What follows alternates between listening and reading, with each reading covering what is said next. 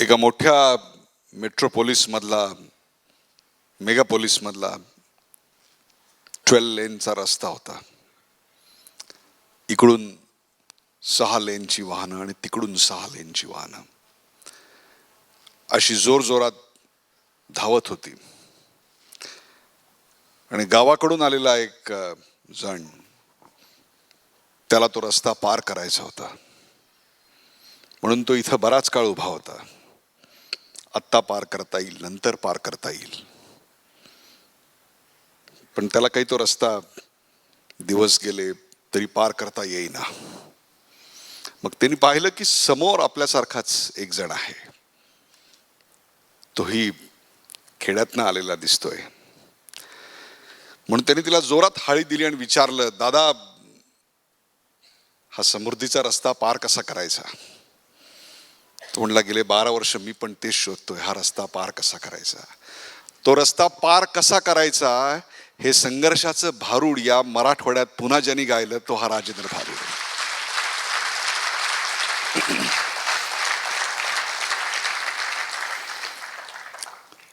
माझ्यासारख्या किंवा इथे जमलेले माझे जे काही पत्रकार मित्र आहेत, त्यांच्या मनातल्या IASच्या प्रतिमेला एक तडा देणारं आजचं प्रांजळ कथानक होतं. अन्यथा IAS या शब्दाचा अर्थ किंवा त्याचा full form I am shameless असा करावा, अशा प्रकारची आत्ताची अवस्था असताना समाजाच्या अशा एका क्षेत्रातून राजेंद्र भारूड आले की जिथं अक्षर ओळख झाली तरी पुष्कळ झालं. अशा प्रकारचा एक नाहिरे गट आणि त्या नाहिरे गटाचा आहेरे गटाकडे झालेला हा अत्यंत प्रेरणादायी प्रवास. आत्ता त्यांच्या जीवनातला हा जो वर्गातला पहिला अनुभव त्यांनी सांगितला की संघर्षाची शिडी चढता चढता बाजूला बसलेल्या माणसांनी त्यांचं अस्तित्वच नाकारलं, किंबहुना त्यांच्यापासून दूर होणं पसंत केलं. नागर संस्कृतीला अनागर संस्कृतीविषयी असलेला तो तिटकारा त्यातून व्यक्त होत होता. तिथूनच आपण सुरुवात करूया. एका खेडेगावाची पार्श्वभूमी, एक संपूर्ण वेगळं संघर्षमय असं बालपण, संघर्षमय जीवन, आजूबाजूला मार्गदर्शन करणारं घरातलं कोणीच नाही आणि एकदम महानगरातनं अंगावर आलेलं हायफाय कल्चरचं मेडिकल एज्युकेशन. या सगळ्यामुळे 2 गोष्टी घडू शकतात राजेंद्र. एक म्हणजे माणूस खचून जाऊ शकतो, किंवा दुसरा, माणूस आत्मदीपो भव, स्वतःच्या पायावर उभा राहू शकतो. त्यातला दुसरा मार्ग तुमच्या आयुष्यात आला. इथं आयुष्यातला कोणता गुण कारणीभूत आला? आम्ही नदीच्या किनाऱ्यावरती वाढलेले माणसं, डोंगर दऱ्यात बकरी चारणे, म्हशी चारणे, पक्षी मारणे, मासेमारी करणे आणि बिनधास्त जीवन. कोणी रोखणारं नाही, कोणी टोकणारं नाही. निधड्या छातीने प्रत्येक गोष्ट फेस करायची, नवीन नवीन आव्हानं स्वीकार करायची निसर्गाच्या स्वप्नामध्ये. मोठ्या मोठ्या स्कायस्क्रेपर बिल्डिंग्स, हायवेज, मॉल्स ह्या गोष्टींपासून पूर्ण अभिन्न असं जग. म्हणजे विचार करा की लहानपणापासूनच आईने सोडून दिलेलं, मावशीने सोडून दिलेलं, कामाला निघून गेलेलं. तर मला असं वाटतं की जो प्रॉब्लेम आहे आज आधुनिक क्षेत्रामध्ये, शहराकडे विशेष करून, द प्रॉब्लेम ऑफ प्लेंटी. खूप जास्त रिचनेस, खूप जास्त साधन सामग्री, उपभोगाची साधनं असल्यामुळे व्यक्ती खूप काळजी घेतो आपल्या मुलांची. तर आमच्या समाजात असं म्हणतात की आपली जर कोणती माता असेल, पहिली माता, ती म्हणजे ही निसर्ग माता, ही धरणी माता. ती सर्वांची काळजी घेते. मुलगा जंगलात जन्माला घेऊ की शहरात जन्माला येऊ, पण शहरामध्ये पॅरेंट्स लोकांना असं वाटतं की आपण काळजी घ्यायला पाहिजे जास्तीत जास्त. त्याच्यामुळे बऱ्याचदा जेव्हा लाईफमध्ये काही अशा कठीण प्रसंग येतात तेव्हा मग त्याला असं वाटतं की फक्त माझी आई आणि वडीलच वाचू शकतात. माझे वडील तर नव्हते, आई कधी मुंबईला आलीही नव्हती, एकचदा आली शेवटी कॉन्व्होकेशनला. माझ्या कधी ॲडमिशन्स, एक्झाम्स, कधी फोनही नसायचा की परीक्षेला चाललाय तू, ऑल द बेस्ट. असं कधी फोनही नसायचा, पत्रही नसायचं. तर मला असं वाटतं की मला निसर्गाकडून खूप काही शिकायला मिळालं. एक कणखरता जी म्हणते, शारीरिक कणखर तर होतोच, पण मानसिक कणखरता, की जे ठरवलेलं आहे ते करायचंच. आमच्याकडे लहानपणी आम्ही खेकडी मासे पकडतो, तर छोट्या छोट्या नळ्यांमध्ये खेकडी जातात निघून. तर कधी कधी खेकडी एवढी मध्ये निघून जाते की अक्षरशः 2-2, 3-3 तास तो जमीन उरकावी लागते. पण माझे सर्व चुलत भाऊ, मामे भाऊ असेच लोक होते, पकडायची म्हणजे पकडायचीच.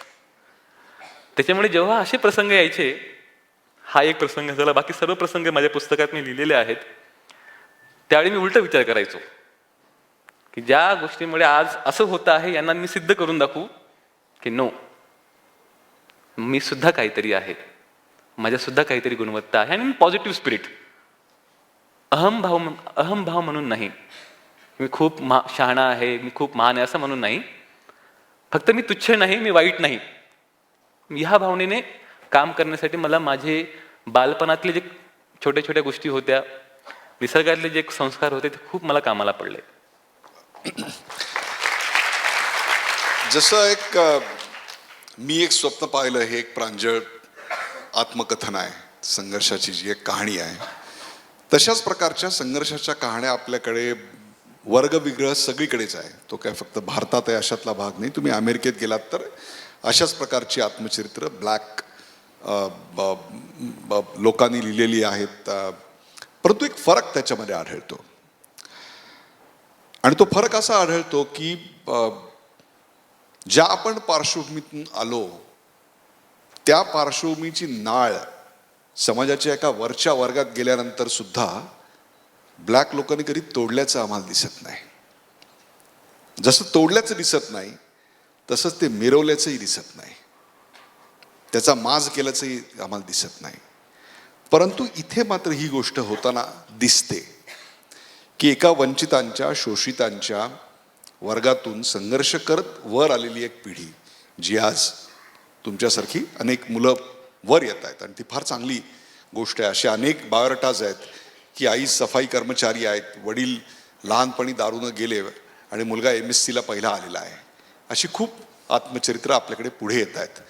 परंतु त्याच्यामध्ये त्या वर्गात आल्यानंतर, वरच्या वर्गात आल्यानंतर, ज्या वर्गातून आपण आलो त्या वर्गाविषयीचा एक प्रकारचा अलूफनेस आलेला दिसतो.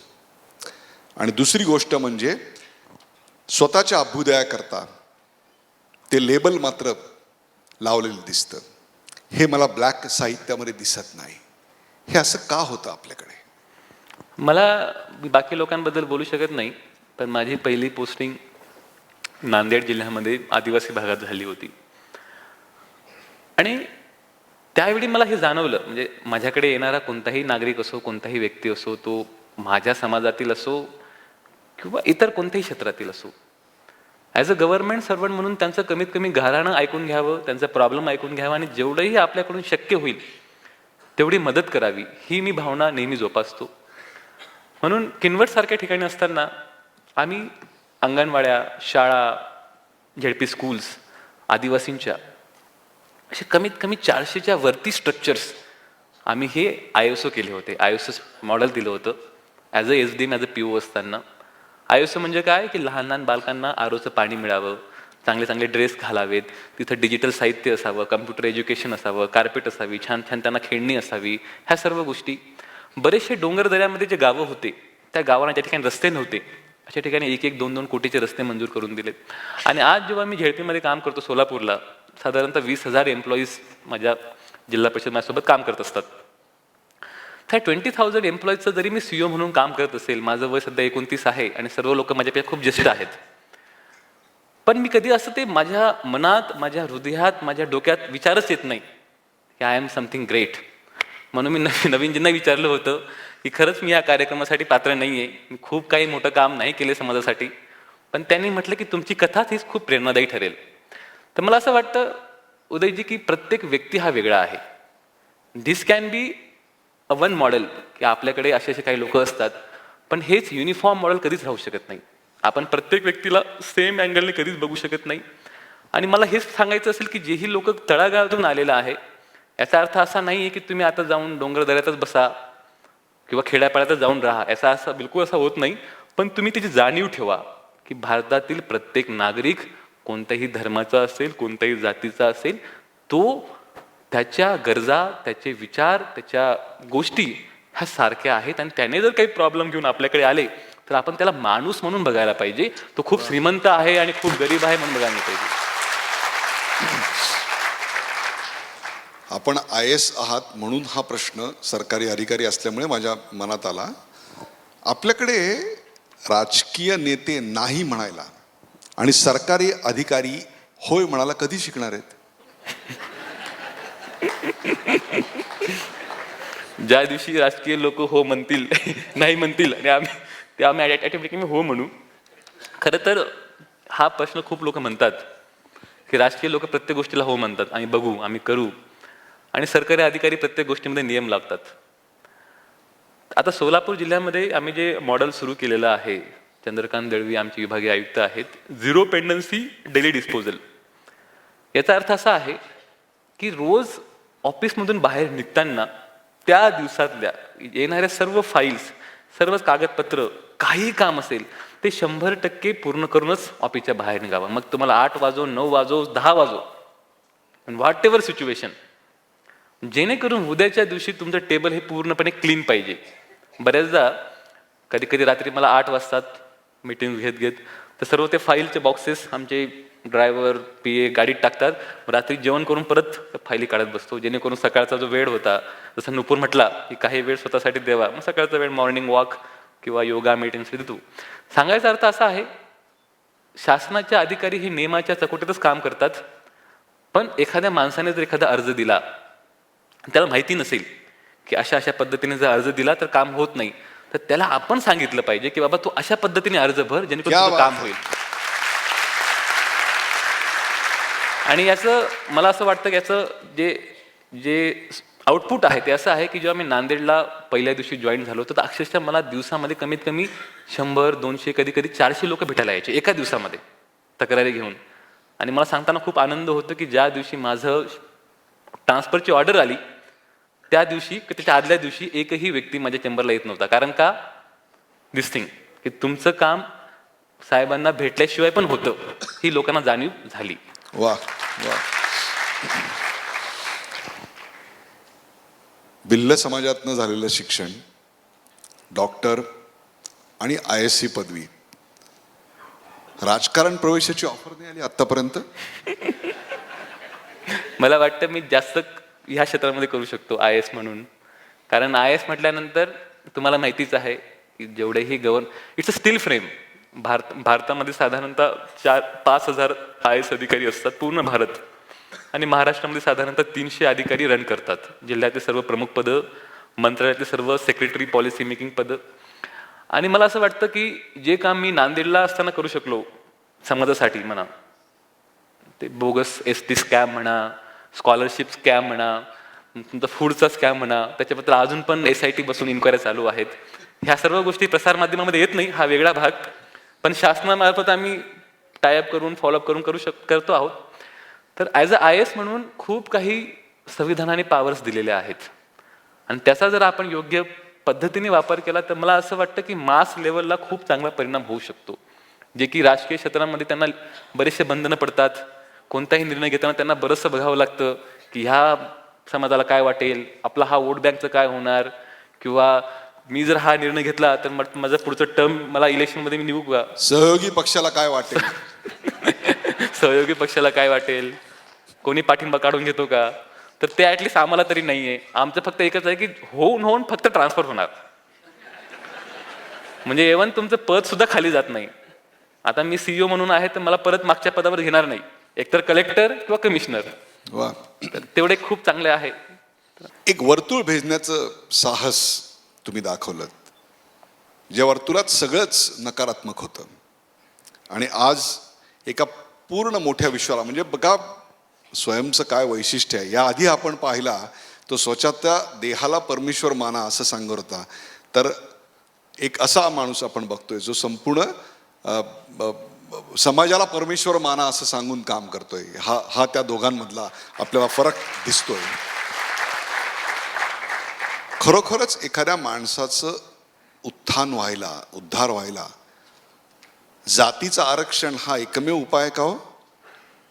मला असं वाटतं, मी खूपदा माझ्या पुस्तकात म्हटलेलं आहे, जोपर्यंत लोकांचे विचार बदलत नाही, विचार देण्याचं घेण्याचं नाही, विचार परोपकाराचं उपकाराचं नाही, कोणताही माणूस कोणत्याही ठिकाणी कोणत्याही पदी दुसऱ्यांना काहीतरी देऊ शकतो, 100% देऊ शकतो. आज मानसिकता काय झाली की मला काय मिळतं, ह्या गोष्टीमध्ये मला काय फायदा आहे, स्वयंच्या कार्यक्रमाला सोलापूर येताना मला काय मिळेल 6 तास जर्नी करून, तर हा विचार केला असता तर मी आलोच नसतो. तर ही जी मनोवृत्ती आहे, ही शिक्षण प्रणालीमध्ये सर्वात महत्त्वाचा फॅक्टर. जर ह्या देशाला, संपूर्ण विश्वामध्ये आज जेवढेही भौतिक वाद चालू आहे, प्रत्येक व्यक्ती सुख सुविधा ह्या गोष्टीमध्ये रमत चाललेला आहे आणि स्वतःचा परिवार, स्वतःची मुलं, स्वतःची बायको, ऑफिस, ह्याच्या पलीकडे बघून की हे सर्व जग माझं आहे, माझं आयुष्यच मुळात क्षणभंगूर आहे, माझं अस्तित्वच मुळात 6 फुटाहून छोटं आहे आणि मी दुसऱ्यांना काहीतरी देऊ शकतो, ही जर मनोवृत्ती आपण ठेवत नाही तर बाकीच्या गोष्टी खूप दूरच्या. म्हणजे आपण आरक्षणाचा मुद्दा काढला, आता भारताला स्वातंत्र्य होऊन 70 वर्ष झाले जवळपास. 70 वर्षापासून आरक्षण चालू आहे, पण किती आदिवासी मुलं आय एस झाले. मी म्हणजे सौभाग्याने मी the first person since independence who got direct I S from tribal community.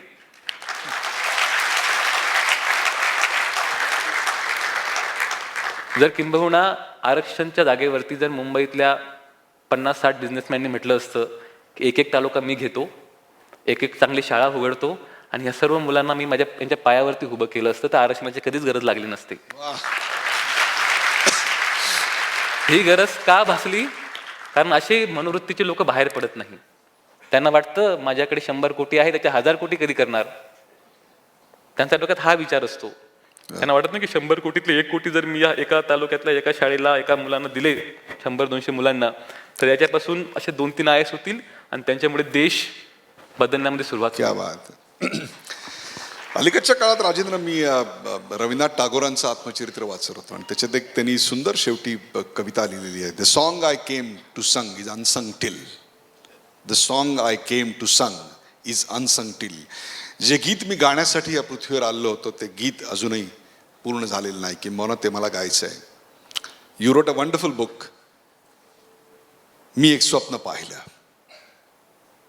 खरोखरच या समाजाविषयीची तुमची ड्रीम्स फुलफिल झाली आहेत का?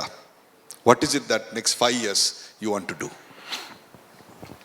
मला असं वाटतं, समाज ही जी संकल्पना आहे ती मुळातच संकुचित आहे.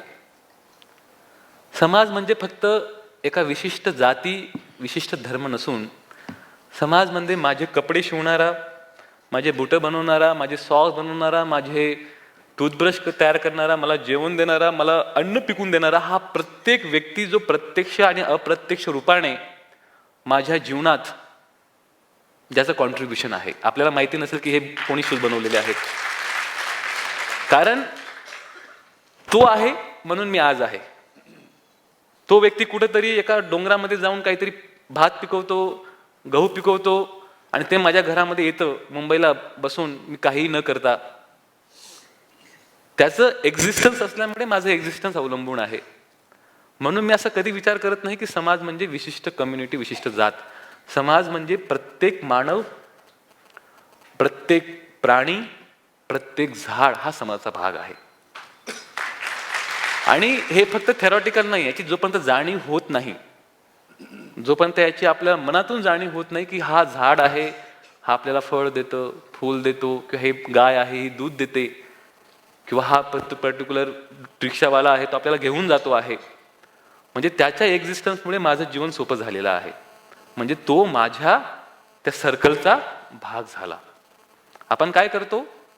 मी आदिवासी, मी मराठा, मी ब्राह्मण, फक्त का माझ्या खांद्यावरती जनावा आहे, का माझा पर्टिक्युलर कोणीतरी माझे पूर्वज एका जमान्यामध्ये जन्म घेतले होते म्हणून मी त्या कम्युनिटीचा. ही नॅरो संकुचितता जी लोकांमध्ये आलेली, मी कधी ह्या गोष्टी बोलत नाही, आज ह्या स्वयंच्या प्लॅटफॉर्ममध्ये बोलतो आहे, ही खऱ्या अर्थाने ह्या देशाला आणि ह्या संपूर्ण मानव समाजाला, विश्व समाजाला ही घातक आहे.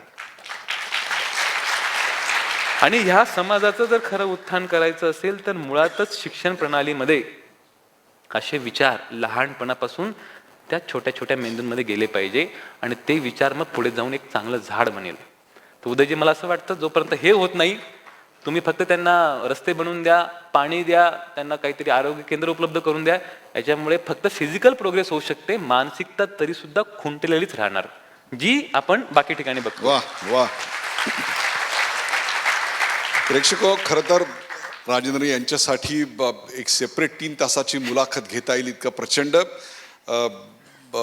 प्रचंड संघर्ष. म्हणजे माझ्या समोर एक व्यक्ती बोलत नव्हती, तर खऱ्या अर्थानं समाज बदलायचा एक यज्ञ सुरू होता आणि त्या फक्त यज्ञात 4 काड्या टाकायचं काम मला मिळालं होतं, हे सत्य आहे. बोलता बोलता त्यांच्या डोळ्याच्या कडा पाणावल्या आणि खरोखरच आमच्याही पाणावल्या. आवंढा गिळला त्यांनी. त्यांच्या आईनी, कुटुंबानी जे कष्ट घेतले, ज्या खस्ता काढल्या, त्यासाठी एक जोरदार टाळी झाली पाहिजे की त्यांच्याशिवाय आजचा राजेंद्र उभा राहिला नसता.